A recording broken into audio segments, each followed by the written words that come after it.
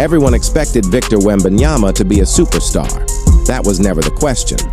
A 7'4" player with guard skills, elite instincts, and defensive timing that looks unreal on replay was always going to dominate. What no one truly anticipated was what the NBA created alongside this phenomenon. Not just a generational talent, but a competitor with a sharp edge. A player who doesn't just want to beat you, but wants you to feel it. For more than a decade, the league tried to soften the game. Less trash talk, fewer confrontations, less emotional warfare, and then Wembanyama arrived and quietly brought all of it back. Because this story isn't really about highlights or box scores, it's about mentality. And there were 3 warning signs the NBA completely ignored. The first sign appeared long before his NBA debut. October 2022. 2 exhibition games between Metropolitans 92 and G League Ignite. Victor Wembanyama versus Scoot Henderson. The narrative was simple. Number 1 pick against number 2 pick. A direct battle for draft supremacy. But what looked like a debate quickly turned into a statement. Scoot played well. He showed explosiveness, confidence, and the talent everyone expected. But Wembanyama didn't just outperform him. He reframed the entire conversation. 37 points, 7 3-pointers, dominant defense. Numbers that simply didn't make sense for someone his size and age. Then came the quote. When asked about Scoot, Wembanyama said, "He's a great player. If I wasn't born, he would deserve to be the number 1 pick." On the surface, it sounded respectful. In reality, it was devastating. A calm, surgical way of saying that his mere existence changed the hierarchy. No yelling, no theatrics, just absolute certainty. Soon after, he added, "I was made for this. I want to be something you've never seen before." That wasn't marketing. That wasn't a scripted answer. That was conviction. While the NBA compared him to video game characters and fictional creations, a silent mentality was forming. That was the first warning, and the league didn't take it seriously. The second warning arrived the moment Wembanyama stepped onto an NBA court. Not hype, not projections, immediate results. Only 10 players in NBA history have ever averaged 20 points, 10 rebounds, and 3 blocks in a season.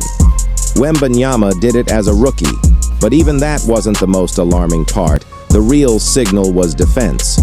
As a rookie, he finished second in Defensive Player of the Year voting, competing with elite veterans, seasoned anchors, and championship defenders. And then the tone changed. When asked about facing players he grew up watching, Wembanyama said, "Sometimes I think, that's it?" Not arrogance, disappointment. As if the legends he admired no longer impressed him. When the conversation turned to Rudy Gobert, the favorite for Defensive Player of the Year, he added, "Rudy can win it this year. After that, it won't be his turn anymore."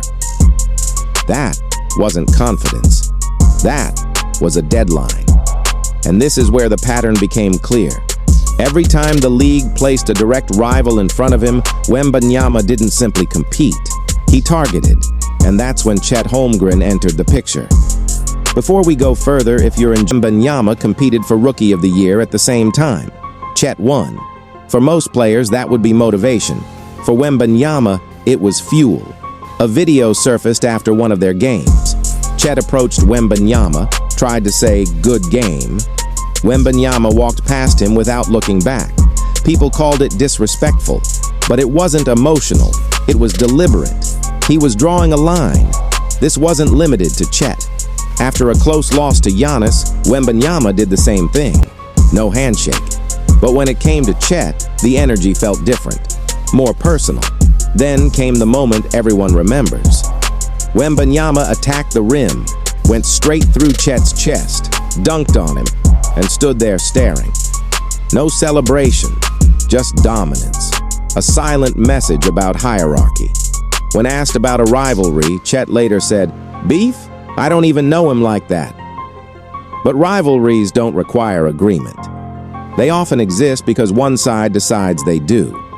Charles Barkley once believed Michael Jordan was his friend. Jordan didn't. That dynamic defined an era, and it feels eerily similar here. Reports from inside locker rooms suggested that Wembanyama was motivated by Holmgren. When asked directly, Wembanyama responded in French, saying, "From a basketball standpoint, there is no comparison." Even Dirk Nowitzki criticized the comment as overly confident, bordering on disrespectful. Wembanyama didn't walk it back. He didn't apologize. Because he isn't here to build bridges. He's here to tear down walls. Wembanyama and Holmgren are mirrors. Similar ages, same position. Modern hybrid skill sets, massive expectations. They even faced each other internationally before the NBA, where Chet once won. To Wembanyama, that matters. To him, Chet represents everything standing between him and his goals. Awards, narratives, playoff paths, especially with Oklahoma City becoming a real obstacle in the West. And the message doesn't stop there.